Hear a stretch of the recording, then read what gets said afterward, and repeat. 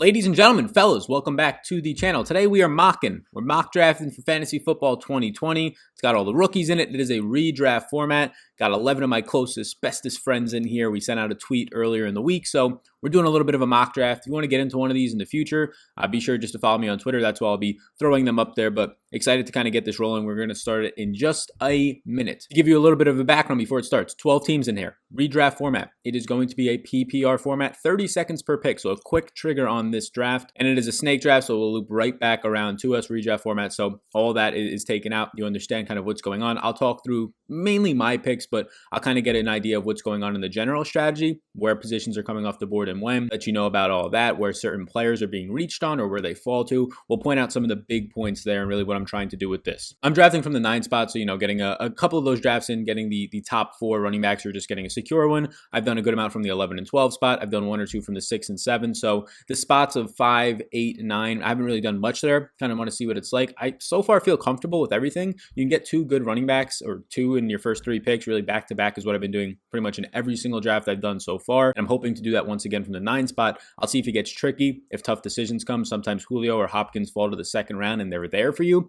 You want to take them. And if you do take them, well, then you're really, really risking your upside at running back. So big old subscribe button just popped on the screen. Hit that subscribe button. If you are new here, welcome to the channel. If you get any value from this, that's my whole goal, to overwhelm you with value. Please do hit the subscribe button, notification bell, all of those things. So first round, let's see how things are approached here. Christian McCaffrey, unanimous off the board at the 101. I really want to see these first 2 or 3 rounds what happens. I'm personally having the game plan of still taking back-to-back running backs, and I've been having this theory, and it's a pretty wild theory. I've done 3 running backs in a row before in a draft, and a couple of drafts so far for mocks. I've been thinking about taking 4 running backs in a row. I don't know if I would seriously consider this, but I want to try out that strategy. Wide receiver is so deep. You can get wide receiver 2s in the 7th and 8th rounds of drafts at this point, and borderline wide receiver 2s in like the 9th and 10th round with upside. Whereas running backs, your running back 2s are being soaked up by like the 4th round at this point. So you see Christian McCaffrey go at 1. Josh Jacobs is absolutely reached on at the number 2 overall pick. A little bit interesting there. I don't agree with that, but we'll see what ends up happening here as we continue to go through. We're 1 pick from my turn right now. The best running back left on the board for my rankings is Joe Mixon. Derrick Henry still on the board, so I'm guaranteed at least Joe Mixon or Derrick Henry at this point. I'll be fine taking either of them. I want Mixon, though. I have him ranked 1 spot higher. He ended up having Zeke, Kamara, and Cook go off the board. So 6 running backs taken in the first 7 picks. I'm definitely taking one. So Michael Thomas goes at the 1-8. That allows me to go ahead and get Joe Mixon at the 1-9. So you can see right now what's happening. 7 running backs being taken in the first 9 picks. That is exactly what you can expect more out of during this entire thing. I think it's very interesting to see that this is the strategy. Running backs are going to go early. My goal is to be locking up multiple running backs with my first few picks, and it seems like we're probably going to be able to do that right now at the 1-9 first round, taking Joe Mixon. So Derrick Henry goes off the board at the 1-11. I'm probably a little bit lower on Henry than consensus. I have him at the 7th overall pick, but there's been many times that I've taken Miles Sanders ahead of him, Nick Chubb ahead of him in some mock drafts, so I might even push him down a little bit for PPR formats. I know that a lot of people like him. He's a favorite to lead the lead in rushing this year. Like, he's projected for in Vegas over 1,500 rushing yards, so it's hard not to like him. It's just that PPR aspect. Like, you have to rely on that rushing happening at that point for a bigger bodied back if he's going to be taking on a workload of 300 plus carries. Any nicks or bruises, 1 or 2 games missed, and he's absolutely dust for you because he can't make up for it in the receiving game. Miles Sanders goes off the board at the 2-1. My best available running back for me right now is Nick Chubb in my rankings, and then Kenyon Drake. Josh Jacobs was already taken in the first round. I'm going to be trying to snag one of those 2 running backs. Hopefully they don't go back to back here. Otherwise I'll have to maybe reach for Austin Eckler. I'm not sure if I want to be doing that. I'm really hoping we don't see Kenyon Drake go off the board here.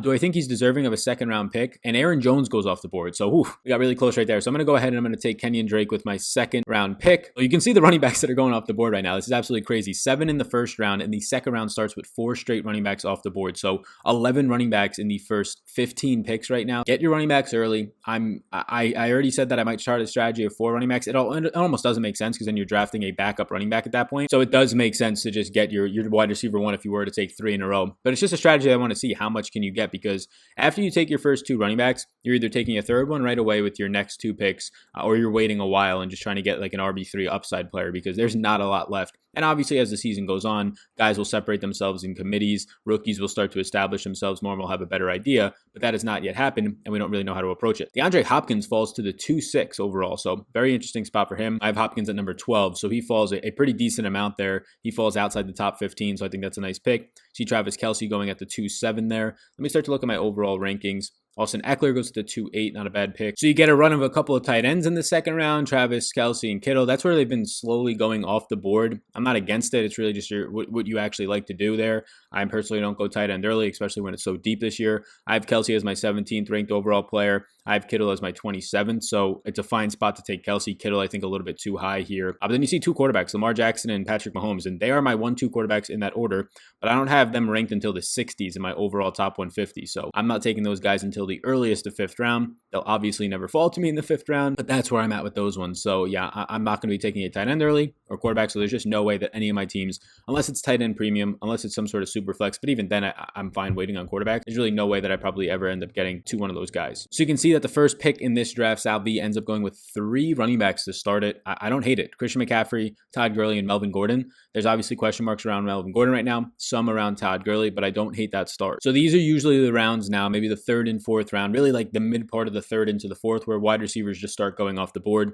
because we already had, we had 11 running backs taken in the first 15 picks. And then since then, you've had 6 more running backs taken in like the next 12 picks. Another one in Clyde Edwards-Helaire goes off the board. So you see 3 running back strategy is happening right now. 2 teams have taken 3 running backs. MG2 Reels has taken Zeke, Eckler, and Clyde Edwards-Helaire. And getting Clyde Edwards-Helaire in the 3rd round is a steal. So looking at my rankings, right now Kenny Golladay is my highest ranked. Actually, Allen Robinson, these guys usually fall very similar. Allen Robinson, I have an 18th overall. Kenny Golladay, I have a 19th. They're both left on the board right now. They're my 2 highest ranked players available by a decent margin. All right, so Kenny Golladay just went ahead of me. I'm going to end up getting Allen Robinson here. So I get my first wide receiver in the 3rd round. Running backs that were left on the board at this point, nothing that really stood out to me in terms of wanting to get it. I would have taken Clyde Edwards-Helaire at that point. Did not end up falling to me. You had Chris Carson, Le'Veon Bell still on the board, but I'd rather get Allen Robinson, who I think has the upside to be a top 10 wide receiver, where the Chris Carsons, the Le'Veon Bells, there's a little bit of question marks around them. So the highest ranked player I have on the board as we approach the end of the 3rd round right now is DJ Moore. He's my wide receiver 11. He's my 25th overall player on the board. He would be the guy that I'm trying to target this time around. I do like the idea of getting a 3rd running back with my first 4 picks. Carson and Bell are still on the board. I'd consider it with Le'Veon Bell. David Johnson is still on the board. Carson and Bell just go back to Black Avenger there, so he snags up. That's a really nice start for Black Avenger. Julio, Miles Sanders, Carson, and Le'Veon Bell. I think that's a really solid start. So I'm going to be looking at DJ Moore right now. If he goes, I'll look at Juju. So as long as these guys don't take back-to-back receivers here, I feel a little bit comfortable. So Keenan Allen and Cortland Sutton both go. So now I have a decision between DJ Moore and Juju. I'm going to end up going DJ Moore here. I have him ranked 1 spot ahead of Juju in my rankings, both on the top 150 and in my wide receiver rankings. So I go DJ Moore there. So now I have 2 running backs and 2 wide receivers. I like that start. The next time around, the 5th round, hopefully if he doesn't go, is where I usually like to start to take Jonathan Taylor if he ends up being there. So another running back off the board. So yeah, you can start to see wide receivers started to go towards the end of the 3rd round, beginning of the 4th. You saw 8 wide receivers go in 11 picks. Now Devin Singletary and David Johnson go back to back off the board. We're in the 4th round right now, and like your starting running backs that are left on the board that you can feel confident in, there's not much. David Montgomery, I guess, is like the best thing. Jonathan Taylor, if you want to start targeting some other rookies. My highest ranked running back right now is Jonathan Taylor. He's my RB20, so he is still left on the board. But after that, you're looking at Mark Ingram, you're looking at Darius Geis. I have Darius Geis as RB25. I have Montgomery as RB28. So we are already, Calvin Ridley at 4.8 is a good pick. We are already at the part in the draft where Jonathan Taylor, for me, is my only top 20 running back left. And there's only a couple of top 25 running backs left. Cross our fingers that we get Darius Geis or Jonathan Taylor to fall back around. I think Geis will drop pretty far, but a lot of wide receivers left on the board. Like you can see running backs, not much. We just went over some of them. And then David Montgomery goes right after that. So Cooper Kupp and Montgomery off the board. Yeah, I'm higher on Robert Woods. So Woods went ahead of Kupp in this one. Lately in drafts, Kupp's been going ahead of Woods. Look, Kupp plays the slot. He's now going to have to be forced to go to the outside. He rarely sees man coverage. He rarely sees press coverage. You're going to have to adjust a ton now playing physical on the outside where Robert Woods is usually playing. Woods did not miss a beat last year. He played on 95% of the snaps down the stretch. Kupp saw his job just absolutely cut in half, really. He saw 60% of the snaps in one game. It was like 30% in the first half of another game. So he really saw a hit as they started to go into more 2 tight end sets. Juju Smith-Schuster in the 5th round there by Salvi. That's a strong spot for him. You get Debo in the 4th. It's on the turn, so I don't really hate whichever one you took where. That's a really strong spot. My targets as I move forward are going to be Jonathan Taylor if he can stay on the board somehow. And then at wide receiver, I usually do like taking DK Metcalf once this 6th round starts up. So now you can see what's happening just by the colors. Green is running backs. Orange is the tight ends. Red, the 2 big quarterbacks went really early in this one. Red is quarterbacks. And then you end up having the blue being wide receivers. So running backs started early, right? Then wide receivers have just dominated the last 2.5 rounds. Kareem Hunt goes off the board. I'm 2 picks away. I would really, really like it if Jonathan Taylor can fall to us. All right, so we get Jonathan Taylor in the 5th round. Funny thing is Marlon Mack goes the pick before him, so we'll end up seeing who wins that one. But feel really good about Jonathan Taylor in the 5th round. Even if it is a timeshare to start, I don't think it will be at the end of the day. So a lot of good spots left on the board. Steph Diggs goes off the board. We still have Darius Geis on the board. I might load right back up with another running back there. Let's start to look at where my best wide receivers left are. So right now I'm looking at either Darius Geis or DK Metcalf. I'll likely go to DK Metcalf since I already got that 3rd running back, and Metcalf's role and upside, in my opinion, is going to be much, much higher at this point than Darius Geis. DK goes off the board at the 5-12, so not necessarily sniped. We were still 4 picks away, but that hurts.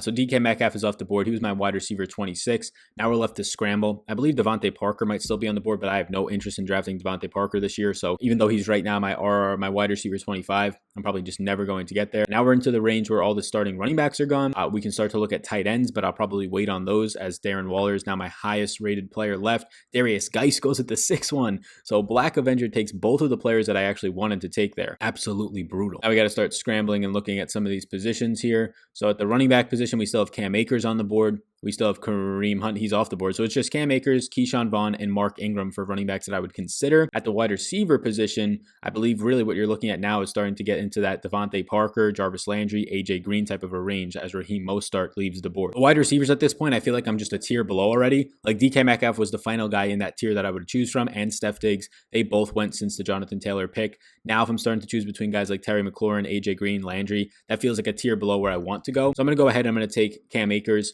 I have Mark Ingram 2 spots ahead of him, but for this specific draft, I feel like I have stability at running back already with Mixon and Drake. So I'm going to go ahead. I'm going to get Cam Akers there. So we got 4 running backs in our first 6 picks. I don't hate that. The wide receivers are very strong. Allen Robinson and DJ Moore, guys that pushed top 10 last year. Allen Robinson was easily in there. So I feel really good about that start. Now we load up on a few wide receivers. We start to get into these later rounds. Once we hit double digits, I'll start to look at quarterbacks. Maybe around 8th or 9th round, I'll start to look at tight end. The 6th round starting a little bit interesting. 4 running backs, and Kyler Murray goes off the board. So Murray's my QB4 right now. I have Dak Prescott ahead of him. So if I was in that position wanting a quarterback, I get the upside, the appeal for Murray. I currently have Dak ahead of him just slightly. McLaurin goes off the board. So now I want to look at wide receivers. So let's look at what my wide receiver rankings are as wide receivers start to come off the board, and Hollywood Brown and Terry McLaurin. There goes Devontae Parker. So a little bit of a run of wide receivers right now. Landry. So Jarvis Landry is my highest receiver left on the board right now. I don't really want to be taking Jarvis Landry as my wide receiver 3. I don't hate him, but I'm very high on Odell, so it makes me naturally a little bit lower on Landry. AJ Green, I believe, also.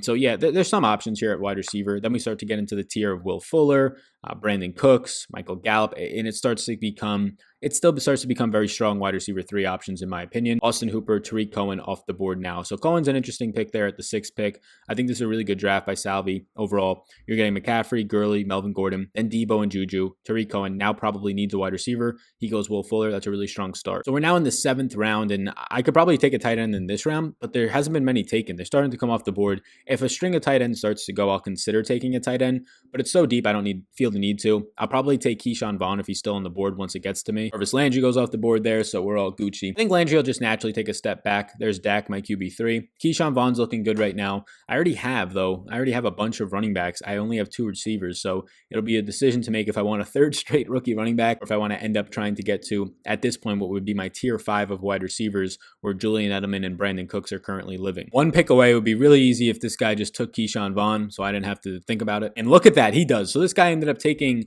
what did he do? He went 3 wide receivers and then 4 running backs in a row, so that's interesting. He takes Keyshawn Vaughn there. I think I'm going to take Julian Edelman at this point. He's my wide receiver 32 overall. I think a lot of people are going to obviously be down on him for real reasons. Brandon Cooks is also there. I think I might go Cooks. Is Cooks still on the board? Yeah, he is. I'm going to go Cooks.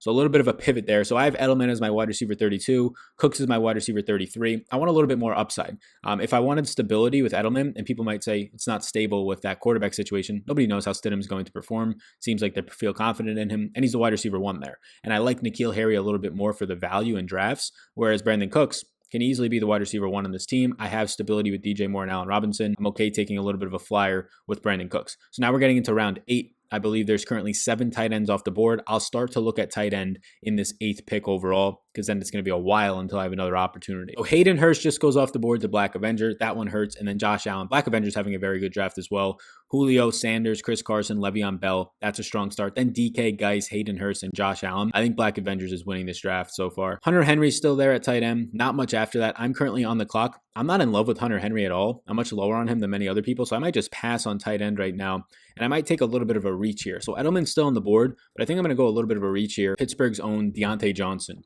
So I'm going to take Deontay Johnson in the 8th round. Look, it might have been a round too early. He might be a 9th round player. He's currently going on average in like the 10th round. I just can't risk it. Like there's going to be another 15 picks before I get back on the clock. Deontay Johnson is currently my wide receiver 40. I have him right behind guys like Christian Kirk, who just came off the board, Tyler Boyd, who's been off the board. I'd rather have at this point Deontay Johnson's upside for the lineup I'm putting together here over a guy like Michael Gallup or John Brown. All right, so I want to recap because now I'm through 8 picks. We're halfway through the 8th round. AJ Green falls to the 8-6. I guess I took Deontay Johnson over AJ Green. That could be a mistake. AJ Green's right now in my top 30. Deontay Johnson's just in my top 40. So maybe a spot that I end up missing on a little bit there, but I'm okay with it. I wanted Deontay Johnson, so it might have been a little bit of a reach, but I don't think he would have been there at the 9-9. I just don't think if he falls that far, that's around the average of where he's going. So it's too close to call. I'm fine taking an exciting player who broke out in his first year, and most Pittsburgh's Steelers players usually break out in their second year. Higbee goes at the 8-8. That's a really good pick. So just looking over the entire draft, we're at the end of the 8th round right now. You're seeing running backs in the first 2 to 3 rounds heavy. Wide receivers start really coming off the board for the 4th and 5th round. The 6th round is just a hodgepodge of receivers. Quarterbacks, every position goes off the board. 6th and 7th round, really all over the place. 8th round, you start to see a little bit more of running backs and wide receivers. We're now entering the 9th round of the draft as CeeDee Lamb, rookie wide receiver, might have been, I think, the first rookie to go off the board there at the wide receiver position. He's gone, and so is Baker Mayfield. Baker Mayfield may be taken a little bit too high at the 9 there. So looking at this board, Crowder is my highest wide receiver left on my board, but running back's dry. Like right now we're at running back. DeAndre Swift is my running back 31. I don't want to take another rookie, especially with him having probably the least upside in his current environment. Then you're at like Jordan Howard's. So I have 4 running backs. I feel good about holding off on running back. I'm going to start to look at tight end. I'm going to start to look at receiver. Matt Ryan just went at the 9-6. I might have to start to look at quarterback. So let's look at tight end here. My highest ranked tight end left is going to be, I could wait a little bit. There's still Austin Hooper. There's still Gronk. There's still Hunter Henry. I'm going to wait. I'm going to go wide receiver here. And let's look at what we have at wide receiver that's left on this board. Maybe a little bit too early, but at the 9-9, I go N'Keal Harry because this man, Black Avenger, has been sniping all my players on the turnaround. So I wanted to make sure that I ended up getting him off the board pretty early, but right now N'Keal Harry for me, I have him ranked as like a top 50, right around like a top 55 wide receiver. Really, honestly, if the time wasn't running out there, I probably would have won either Preston Williams or Anthony Miller. Kind of annoyed that I didn't pick one of those. So Julian Edelman falls to the 9th round. That's crazy. And that's not his average ADP right now. That's just a drop, but he has been falling. Left on the board, Preston Williams and Anthony Miller are my top targets right now at receiver. I do need a tight end as Hunter Henry just went off the board. I took N'Keal Harry with the 9-9. That's probably 2 rounds too early, to be honest with you, maybe even a round too early. I thought that Williams and Miller were off the board. Neither of them go, though. Both rookies were taken by Black Avenger. So I should be in a pretty good spot to get one of Preston Williams or Anthony Miller here in the 10th round, which then I feel okay about if I get one of them there. Right now, I've got 5 receivers. I've got 4 running backs, no quarterback, no tight end. And we're getting down into the final rounds of this draft. I'm probably going to end up taking a quarterback and a tight end in the later rounds. Preston Williams and Anthony Miller are now left on the board. Preston Williams was the number 1 receiver on that team and a top 10 receiver in the league through 8 weeks last year.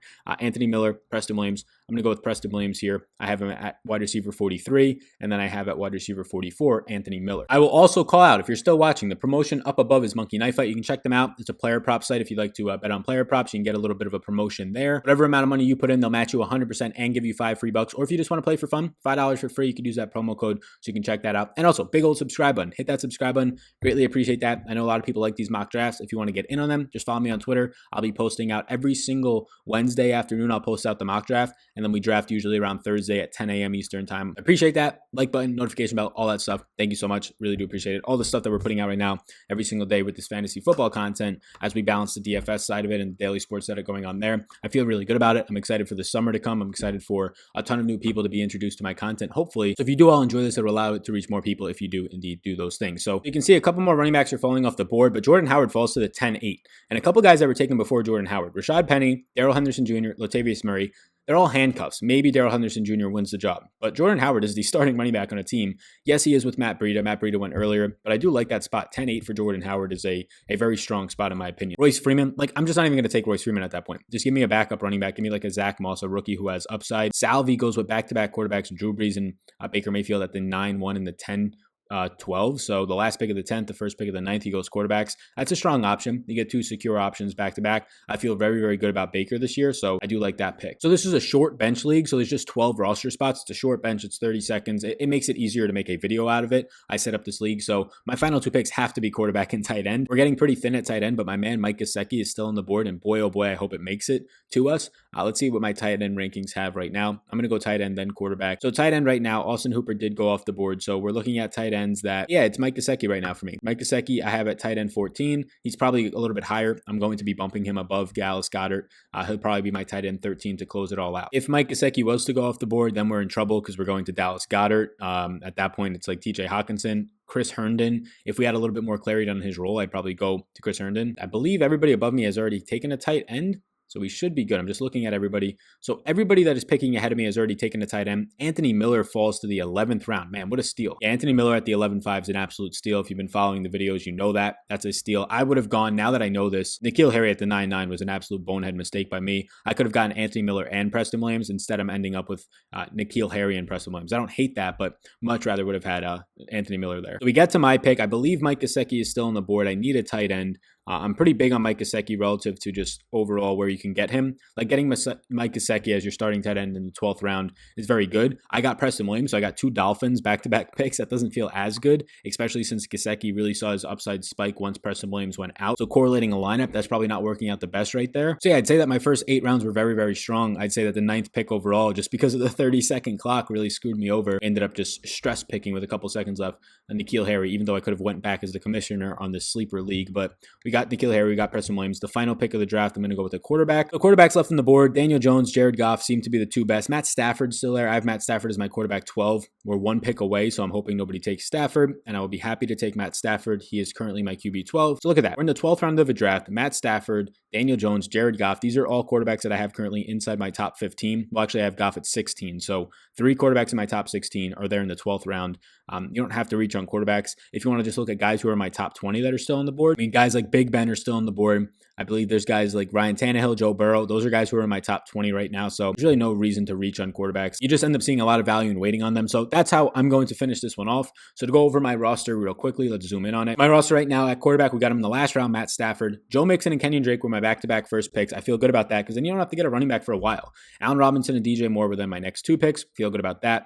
My 5th pick was Jonathan Taylor, so a little bit of a reach there, but he can easily be, if he takes over there, a top 15 running back, push top 10 with that offensive line, Quentin Nelson that he's running behind. We then went Brandon Cooks at wide receiver 3, so our starting lineup looks pretty good. As our depth pieces, I feel really good about this. Cam Akers, Deontay Johnson, just upside players here. Preston Williams. N'Keal Harry's name should be Anthony Miller if I had a little bit more time on the clock, but we'll take it. So yeah, I feel good. Mike Gesicki at tight end. Let me know what you think about my draft right there. But if you want to get into one of these, just follow on Twitter. Every single Wednesday morning or afternoon, I'll put out a tweet. We're mock drafting. It usually fills within a couple of hours. Lately, it's been filling quicker, so you can be sure to follow me there if you want to get in on these. This is sleeper.com if you're looking for somewhere to draft. I like the draft board in general. So thanks everybody for tuning in. Be sure to hit the big old subscribe button that's popping up. If you're just finding my content because this is the first video you've seen of mine, be sure to check out the rest of them. I put a ton of hours in up front. I can assure you that there's no better content for fantasy sports out there on the YouTubers. So thank you so much for being here. My name's Sal. I appreciate you all, and I will see you in the next one.